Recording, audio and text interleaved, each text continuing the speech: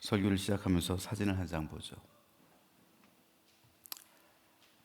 지금 보고 계신 사진 속 인물은 프랑스 리옹 출신의 피터 발도라는 사람입니다. 1140년부터 1205년 사이를 산 사람이고요. 근데 이 피터 발도라는 사람은 우리 개신교회와 아주 밀접한 관련이 있는 사람입니다. 원래 발도는 아주 부유했던 상인이에요. 하지만 발도는 예수님 말씀에 사로잡히게 되고 그 말씀대로 살아가기 위해서 모든 소유를 포기했습니다.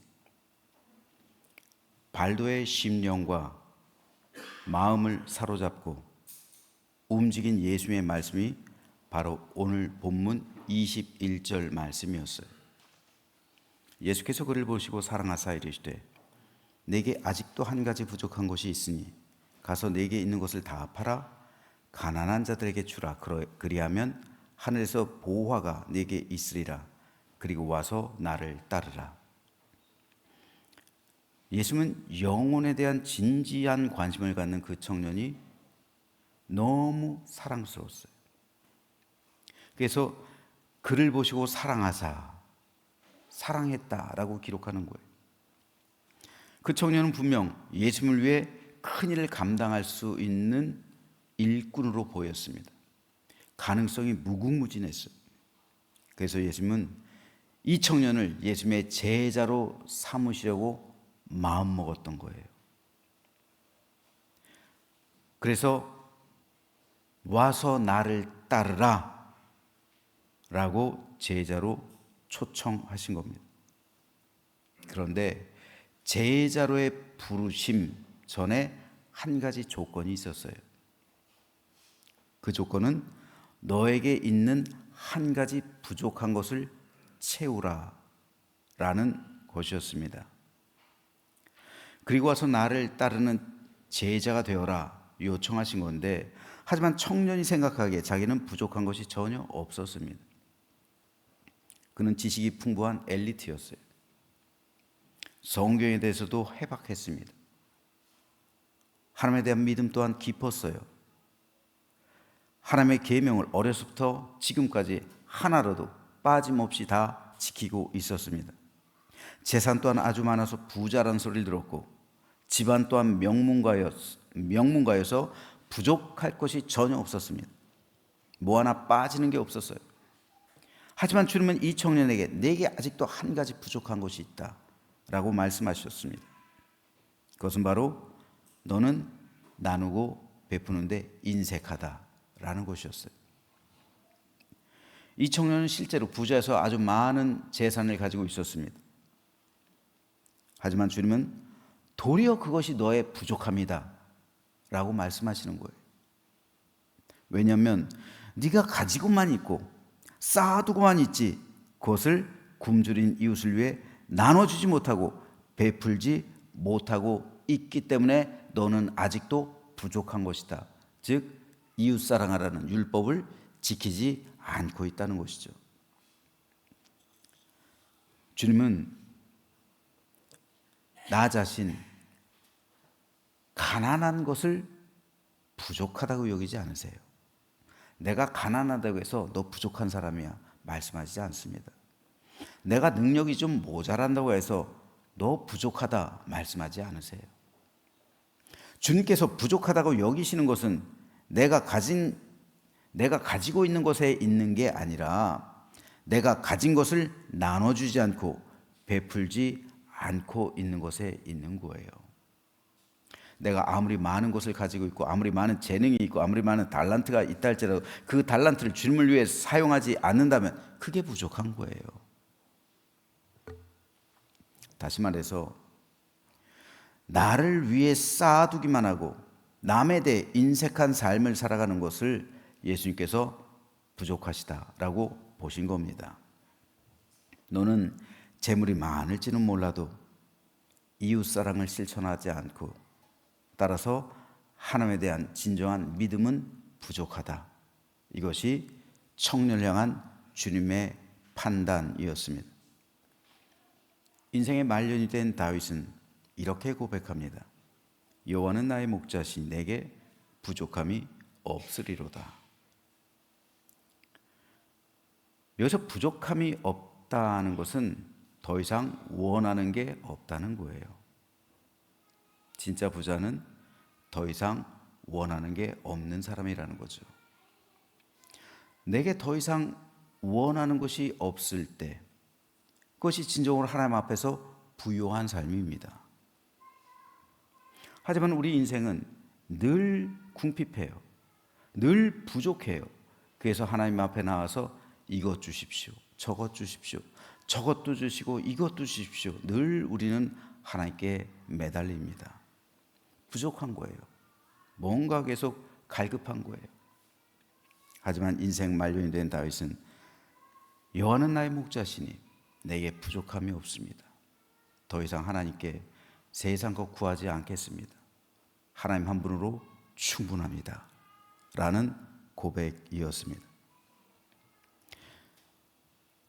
그렇다면 내게 부족함이 없다라는 말은 하나님 한 분이면 내게 충분합니다.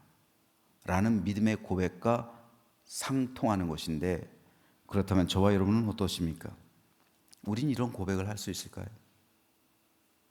우리가 평생 하나님을 믿는 믿음의 삶을 살아왔습니다. 그런데 오늘 아침 우리는 하나님 앞에서 하나님 한 분이면 충분합니다 라고 고백할 수 있을까요? 제가 일전에 한번 간증한 적이 있죠. 중국에 있는 신학교, 그 지하교회 지도자들을 교육하기 위해서 란주란 곳으로 갔을 때, 그 오지 마을, 그곳에서 산책하고 있을 때 아무것도 없어요. 오지에 황량합니다. 모든 게 참 열악해요. 예수님, 주님 한 분으로 충분합니다. 진짜? 산책하는데 예, 주님 한 분으로 충분해요. 그래? 너 그럼 내가 여기로 오라 그러면 올 수 있어?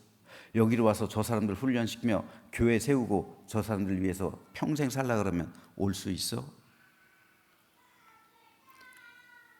제가 움직이지는 못했어요. 자신이 없었어요.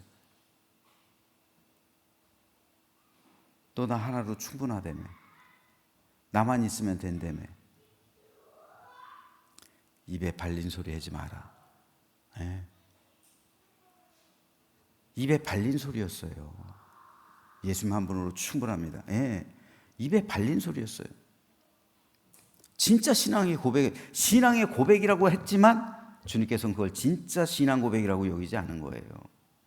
입에 발린 소리라고 생각하신 거예요. 왜요? 난 그렇게 할 수 없으니까요. 난 예수님 한 분으로 충분하지 못하니까요.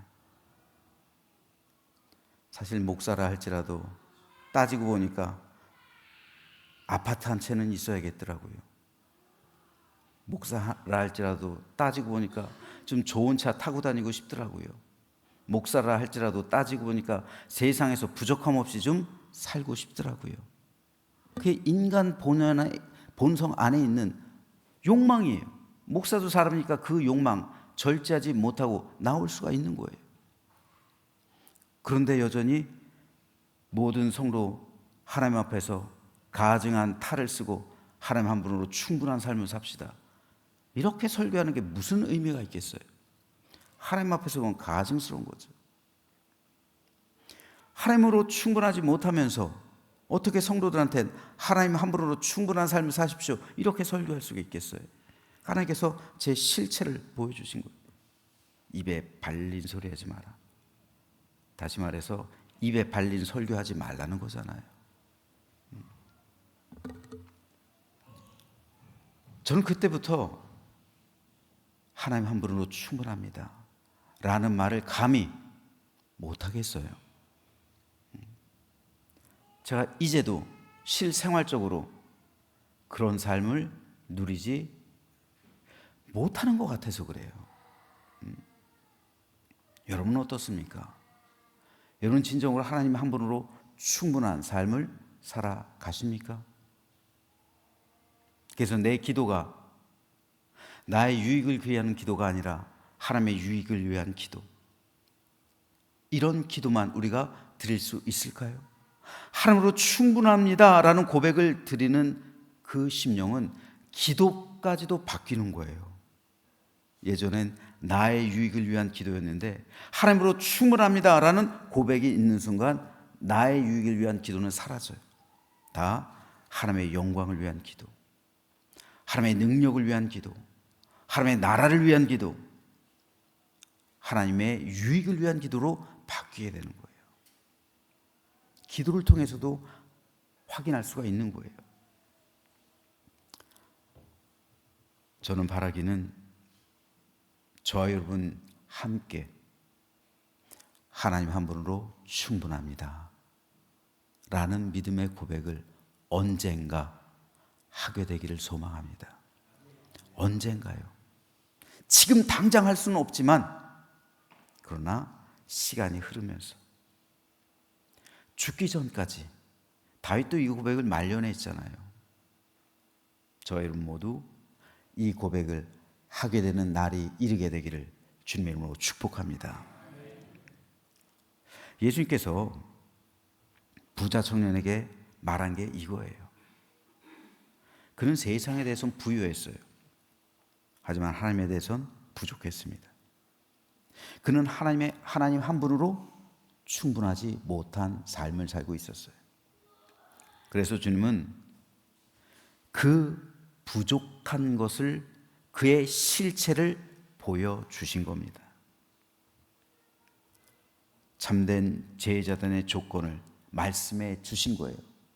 네가 나를 따르는 제자가 되기 위해서는 반드시 하나님 한 분으로, 주님 한 분으로 충분합니다 라는 고백이 있어야 한다는 겁니다. 오늘날도 마찬가지예요. 목사의 고백, 하나님 한 분으로 충분합니다. 이 고백이에요. 이 고백을 해야 목사가 돈 문제에서 자유로워요. 이 고백하지 않으면요, 목사는 돈 문제에서 자유로울 수가 없어요. 이 고백하지 않으면요, 목사는 언제든 시험에 들 수밖에 없어요. 하나님 한 분으로 충분합니다. 이것이 주님께서 그를 부르셨던, 이 부자 청년을 부르셨던 제자됨의 조건이었어요. 유일한 조건이었어요. 주님은 이 청년에게 이 믿음의 고백을 원하셨습니다. 그 증거로 그에게 있는 것 다 팔아서 가난한 자들에게 나누어 주어라. 그리고 나를 따르라. 그래야 나 하나로 충분한 거지. 재산 다 가지고 있으면서 나 하나로 충분합니다, 이런 고백할 수는 없는 거잖아요. 그것 없이 주님의 제자가 될 수는 없는 거잖아요. 그리고 와서 나를 따르라. 주님은 사랑스럽게 그 청년을 바라보시면서 주님의 제자로 청했던 겁니다. 하지만 이 청년은 그렇게 하지 못했습니다. 오늘 보면 22절에서 마가는 이렇게 기록합니다. 그 사람은 재물이 많은 고로 이 말씀으로 인하여 슬픈 기색을 띠고 근심하며 가니라. 재물이 많은 것이 세상의 눈으로 볼 땐 축복으로 보입니다. 하지만 영적인 눈으로 바라보니까 축복이 아닐 수도 있는 거예요. 오히려 재물 때문에 하나님을 믿지 않거나 믿음에서 떠나게 된다면 재물은 축복이 아니라 내 삶의 재앙이 될 수가 있는 거예요. 부자 청년이 예수님의 부르심에 응답하지 못했던 결정적인 이유도 재물 때문이었어요. 그럼 분명 예수님의 제자가 되고 싶었습니다. 그렇지 않았으면 슬픈 기색을 띠고 심히 근심할 이유가 없었죠. 하지만 그는 결국 재물을 선택했습니다. 예수님의 제자가 될 수 있는 기회를 포기한 거예요. 주님은 재물을 포기하고 내 제자가 되는 편을 선택하라 권유하셨지만 부자 청년은 예수님의 제자가 되는 길을 포기하고 자기에게 있던 재물을 선택했습니다. 그래서 주님은 오늘 본문 바로 뒤로 이어지는 구절에서 이렇게 말씀하세요.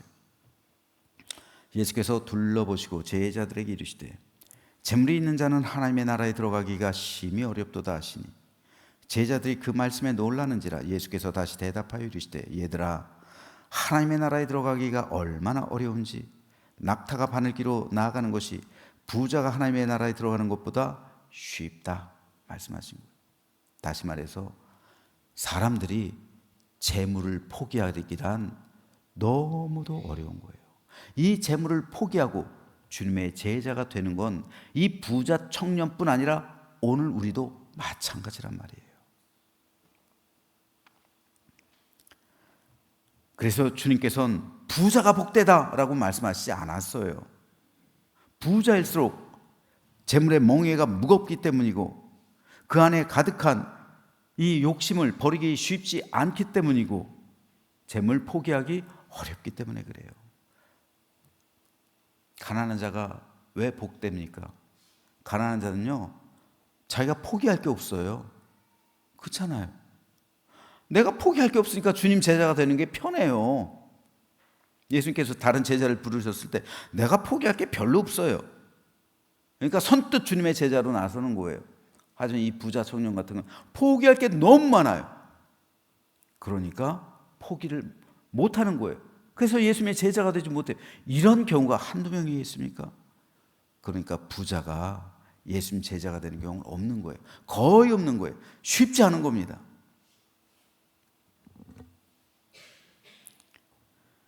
예수님께서는 오늘도 우리를 제자로 부르십니다. 주님께서는 오늘 저와 여러분을 향해서도 너에게 아직 부족한 것이 있다 말씀하십니다. 우리가 부족하다 느껴야 할 것은 세상에 속한 것이 아닙니다. 우리가 부족하다 깨달아야 할 것은 나눔과 베풀음에 관한 겁니다. 믿음에 관한 것, 하나님에 관한 것입니다. 그러므로 저와 여러분은 예수님의 이 말씀과 같이 주님의 진실한 제자가 되기 위해 나에겐 아직까지도 부족한 것이 많다라는 사실을 기억하면서 이 부족함을 채워나가는, 내가 오늘 아침 갑자기 모든 것을 포기할 수는 없겠지만 그러나 점점점 내 것을 포기하면서 우리 주님께서 말씀하시는 부족함을 채워나가며 진실한 주님의 제자가 되는 과정을 살아가는 우리 인생길 되기를 주님의 이름으로 축복합니다. 다음으로 오늘 본문에서의 청년이 예수님의 제자가 되지 못한 또 한 가지 이유가 있어요. 그것은 그가 예수님의 말씀을 온전히 믿지 못했기 때문입니다. 이 청년은 분명 성경을 잘 알고 있었어요. 하나님의 계명도 잘 지키고 있었어요. 주님에 대해서 관심도 있었고요. 예수님의 제자가 되고 싶어 하기도 했고 주님의 말씀이 진리라는 사실도 알고 있었어요. 그러나 이 청년은 예수님의 말씀을 믿는다고는 했는데 확실히 믿지 못했어요. 오늘 보면 21절입니다. 예수께서 그를 보시고 사랑하사 이르시되 내게 아직도 한 가지 부족한 것이 있으니 가서 내게 있는 것을 다 팔아 가난한 자들에게 주라. 그리하면 하늘에서 보화가 내게 있으리라. 그리고 와서 나를 따르라. 자, 내게 있는 것을 다 팔아서 가난한 자들에게 나눠줘라. 그리하면 하늘에서 보화가 있을 것이다. 하늘에서 보화가 있을 것이다 라는 말이 무엇을 말합니까? 주님은 이 청년에게 하늘나라를 약속하는 거예요. 천국을 약속하시는 거예요. 그리고 천국에서의 보상, 이 세상에 있을 때 내가 가난한 자들을 위해서 내 모든 것을 나눠 주었던 것에 대한 보상과 상급을 약속하시는 거예요. 네가 만일 내게 있는 것을 다 팔아서 가난한 자에게 나눠주면 하늘에서 너의 상이 클 것이다. 너를 위해 보화가 예비되어 있다. 네가 알 수도 없고 네가 가질 수도 없는 어마어마한 풍요로움과 그리고 엄청난 가치가 너를 위해 하나님께서 상급으로 예비하고 있다라는 이 약속입니다. 그렇다면 이 약속을 청년이 믿었을까요? 믿지 못했을까요? 믿지 않은 거예요. 말로는 믿는다고 했죠. 실질적으로는 믿지 못한 겁니다. 만일 이 청년이 천국이 진짜 있고 예수님 말씀이 사실이고 그리고 하늘에서 나를 위한 상급이 예비되어 있다는 주님의 말씀을 사실로 받아들인다면 내 소유를 나눠줬겠죠. 천국에 보화가 있다고 하니까. 그죠? 그리고 주님의 제자가 됐겠죠. 하지만 그 청년은 그러지 못했습니다. 즉 천국에 대한 확신도 상급에 대한 주님의 말씀도 약속도 온전히 신뢰하지 않은 겁니다. 이것은 오늘 우리에게도 중요합니다. 여러분은 천국이 있다는 사실을 확실히 믿으십니까? 여러분을 위해 보화가 준비되어 있다는 예수님의 말씀을 확실히 신뢰하십니까? 그렇다면 이 청년에게 주님께서 하신 이 말씀을 여러분도 시행할 수 있겠습니까? 여러분에게 있는 모든 것을 다 가난한 자들에게 나누어 주십시오. 그리하면 천국에서 보화가 있을 겁니다. 이거를 우리가 그대로 실천할 수 있을까요? 이거 쉬운 일 아닙니다. 이 믿음 갖는 게, 이 약속 신뢰하는 게 얼마나 쉽지 않은 일인지요. 우리 모습이 이 청년과 얼마나 많이 닮아 있는지요. 예수님께서는 하늘에 미리 땅에 떨어져 죽을 때 30배, 60배, 100배 열매를, 결실을 맺을 것이다 약속해 주셨습니다. 내가 하늘에 미리 된다는 거죠. 그런데 여러분 이 30배를 퍼센티지로 나누면요, 퍼센트로 나누면 무려 3000%예요. 30배는 3000%예요. 지금 은행에 이자를 예금을 맡겼을 때 이율이 약 2% 남짓이에요. 100만 원 맡기면 1년 후에 102만 원 남짓 갖게 됩니다. 그런데 3000%면요. 3천만 원이에요. 6000%면 60배면 6000, 100배면 무려 10,000%예요. 10,000%는요 100만 원 입금하면 1억을 준다는 거예요. 아마 지금 시중은행에서 10,000%의 이율을 주겠습니다, 이자를 주겠습니다 하면 여러분 전 재산 다 갖다가 예금할걸요. 땅 팔고 집 팔고 모든 거 다 팔아가지고 다 예금할걸요. 그런데 우리는 지금 예수님의 이 말씀, 이 약속 보면서도 안 하고 있잖아요. 그렇잖아요. 예수님께서 이런 약속을 주셨는데 우리는 시행하지 않고 있잖아요. 주님의 말씀을 신뢰하지 않는 거예요. 이게 우리 믿음입니다. 우리 믿음의 연약함이에요. 제가 여러분 나무라는 게 아닙니다. 우리도 이 청년과 같다는 거예요. 이것이 우리의 모습이라는 거예요. 그런데 설교에 처음으로 돌아가서 발도란 사람은 이 믿음을 실천했어요. 이것이 자신을 부르는 예수님의 음성으로 들었어요. 이 청년에게 하신 말씀을 나에게 하시는 말씀으로 들었다고요. 이 청년이, 이 발도란 사람이. 그래서 오늘 본문에 등장하는 청년에 대한 말씀을 듣다가 이것이 바로 예수께서 나를 부르시는 음성이구나 라고 들었어요. 그래서 베드로처럼 요한처럼 즉시 모든 것을 다 버립니다. 자신의 모든 재산을 다 팔아요. 다 정리해요. 상인이었다고 했죠. 부자였다고 했어요. 다 정리해서 진짜로 예수님 말씀처럼 가난한 사람들에게 다 나눠줬어요. 그리고 주님을 따르는 주의 제자가 되었습니다. 그리고 청빈한 생활을 해요. 그러면서 성경을 가르치기 시작했어요. 발도의 가르침을 듣기 위해서 수많은 사람이 몰려왔습니다. 그리고 그를 따르는 사람들이 생겨나기 시작했어요. 이 사람들을 발도파라고 불러요. 발도파는 오늘 본문의 주님 말씀을 따라서 4대 강령을 정합니다. 바로 가난, 도덕, 청빈, 무소유. 이게 발도의 가르침이에요. 발도파 교인들은 이 네 가지를 실천해야 됐어요. 그래서 발도처럼 모든 재산 다 가난한 자들에게 나눠주고 자신들은 주님을 따르는 교회 공동체를 이루게 되었던 겁니다.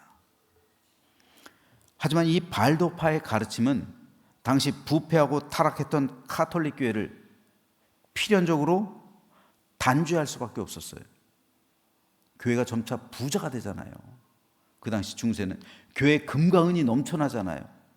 근데 발도는 넘쳐나던 금과 은을 가난한 사람들 위해서 다 베풀잖아요. 그러니까 반대가 될 수밖에 없잖아요. 필연적으로 단죄가 되는 거예요. 자기들이 단죄를 안 해도 발도파와 사람들이, 백성들이 발도파와 가톨릭 교회를 비교하는 거예요. 이 비교가 되니까 당연히 단죄할 수밖에 없는 거죠. 원래 발도파의 목적은 가톨릭 교회를 개혁하자는 게 아니에요. 그런 의미로 이 교회를 설립한 게 아니에요. 하지만 성경 말씀대로 살기 위해 가톨릭 교회의 잘못된 가르침에 대해서 거부할 수밖에 없었던 거예요. 따라서 교황청은 발도파를 파문합니다. 이단으로 정죄해요. 그 후로 발도파는 이단으로 정죄되었기 때문에 박해를 받습니다. 수많은 사람이 처형당해요. 감옥에 갇힙니다. 프랑스 지역에서 출발했죠. 그리고 독일 지역으로 넘어와요. 그리고 독일 지역으로 넘어왔던 발도파 교회, 신앙의 자유를 찾아 이탈리아로 가요. 그런데 이탈리아에서도 청빈 운동을 하던 사람이 있었어요. 발도보다 약 30-40년 후대 사람인데 이 사람 역시 발도처럼 자신의 전 재산을 다 팔아요. 그리고 가난한 사람에게 나눠주고 청빈을 강조하던 운동을 합니다. 이 사람에게도 수많은 제자가 생겨요. 후에 이 사람은 수도원을 설립합니다. 교황청은 발도와는 달리 이 사람을 인정해줘요. 그리고 이 사람은 지금 우리들에게까지도 큰 영향을 미치는 사람이 됩니다. 이 사람이 바로 아시시의 성 프란시스코예요. 프란시스코는 발도보다 후대 사람이에요. 프란시스코보다 먼저 발도가 청빈 운동을 프랑스 지역에서 행했던 겁니다. 하지만 이 프란시스코는 가톨릭 수도원 운동으로 나아갔고 발도는 개신교회 종교계에게 영향력을 미치는 사람으로 나아갔어요. 실제로 루터 이전 종교개혁자였던 찌빙글린은 발도에게 큰 영향을 받았어요. 칼빈과 루터에 이르기까지 수많은 종교개혁자들이 발도의 영향을 받아요. 근데 우리는 개신교인들인데 프란시스코에 대해서는 잘 알지만 발도에 대해서는 몰라요. 여러분 발도에 대해서 들어본 적 있어요? 거의 없을 겁니다. 발도에 대해서. 프란시스코에 대해서는 목사들도 설교를 자주 인용해요. 그의 청빈, 그의 무소유, 그의 영성에 대해서. 하지만 발도에 대해서는 언급하지 않아요. 뭔가 이상한 거예요. 프란시스코가 아니라 발도에서 종교개혁자들은 영감을 받아요. 발도파 교회 교인들 엄청난 박해를 받아 수백 년 동안 이어졌어요. 대표적으로 1655년 로마에서는 발도파 교회를 괴멸하기 위한 끔찍한 명령을 내립니다. 왜냐하면 이때 발도파 교회는 이탈리아로 대거 유입되어서 왕성하게 복음 운동을 하고 있었기 때문에 그래요. 그래서 로마 의회는 발도파 교회 모든 교인이 카톨릭으로 개종하지 않으면 3일 안에 그들의 집을 다 버리고, 개종하지 않으려면 3일 안에 모든 집 다 버리고 700m, 해발 700m 이상 산으로 다 올라가서 살아라. 밑으로 내려오면 다 죽인다는 거예요.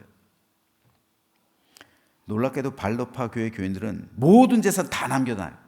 집 다 남겨놔요. 땅 다 남겨놔요. 그리고 700m 산 위로 올라갑니다. 그리고 거기서 살아요. 하지만 얼마 후 로마 의회는 15,000명의 군대를 보내요. 그래서 발두파 교인들이 살던 동굴 다 불지르고 12,000명이 넘는 사람들을 학살합니다. 살아남은 성도들은 감옥으로 끌려가요. 잔인한 고문을 당하다 죽습니다. 나머지는 유배지로 보내져요. 그럼에도 불구하고 그들은 생명력 있게 아직까지 발도파 교회를 지키고 있어요. 아직까지 발도파 교회가 있어요. 여러분, 발도파 교회 성도들이 800년 이어져 오면서 850년 정도 돼요. 몇 명 정도 순교했을까요? 무려 100만 명이에요. 100만 명, 역사 기록으로만 100만 명이나 되는 발도파 교회 성도들이 순교했어요. 그래서 발도파 교회 성도들은요, 지금까지 자신들이 개신교 최초의 교회라고 주장해요. 발도가 세운 교회, 그 교회 공동체가 바로 개신교 최초의 교회다라고 주장하는 거예요. 즉 개신교는 1507년, 오늘 루터의 종교개혁 주일인데, 루터의 종교개혁 때 개신교회가 있었던 게 아니라 그보다 약 350년 전에 이미 개신교회가 출발했다. 발도파 교회 성도들이 지금도 그렇게 주장하고 있는 거예요. 그리고 지금까지 그 명맥을 이어오고 있는 거예요. 설교를 준비하면서 발도파 교회 홈페이지에 들어가 봤습니다. 그랬더니 발도파 교회는 현재 이탈리아에 170개 교회가 있어요. 그리고 스위스에 7개 교회, 총 177개 교회가 있습니다. 아직까지 남아있어요. 그리고 발도파 교회 성도의 수는 약 25,000명 정도 됩니다. 근데 발도파 교회가 우리 감리교하고도 굉장히 중요한 것은 1975년도에 이탈리아의 이 발도파 교회와 감리교회가 연합했어요. 그래서 교단이 하나가 됐어요. 그러니까 감리교회하고 발도파 교회는 하나예요, 지금 이탈리아에서. 이렇듯 개신교 최초의 교회는 예수님을 온전히 믿고 따르는 참다운 제자가 되기 위해 자기의 안락한 삶과 터전을 버리고 제자의 길을 따라갔던 사람들에 의해 세워졌습니다. 즉 발도가 오늘 본문에서 부자 청년에게 한 이 예수님의 명령을 지키기 위해 자신의 모든 것을 포기함으로 시작되었고, 그를 따르는 추종자들이 그렇게 살아가기 위해서 교회를 세운 것이 개신교 최초의 교회란 말이에요. 그렇다면 개신교는 이 전통을 이어가야 하지 않을까요? 그것이 진정한 교회됨 아닐까요? 그것이 진정한 목사됨 아닐까요? 이것이 진정한 성도됨 아닐까요? 결코 쉽지 않은 여정입니다. 하지만 오늘 종교개혁주의죠. 오늘 본문을 통해서 우리는 여전히 주님의 이 음성에 귀를 기울여야 합니다. 그리고 발도처럼 이 부자 청년은 자신의 재물을 지키기 위해 제자됨의 길을 포기했어요. 하지만 발도는 주님의 제자가 되기 위해 주님의 명령을 실천했습니다. 그렇다면 오늘 저와 여러분은 어떤 선택을 할 것인가? 종교개혁주일 아침, 이 선택을 두고 고민해 보시기 바랍니다. 나는 과연 어떤 편을 선택할 것인가? 그래서 우리 제암교회 제자됨이 어디 있는지, 저와 여러분의 제자됨은 어떤 것인지 깊이 고민해 보면서, 지금 당장은 그럴 수 없지만 그러나 그것이 우리가 믿어가야 할 믿음의 가치가 된다는 사실, 그리고 그 표대를 향하여 나아가는 아름답고 복된 믿음의 삶을 살아가기로 다짐하고 결단하는 종교개혁주일 아침 되시길 주님의 이름으로 축원합니다.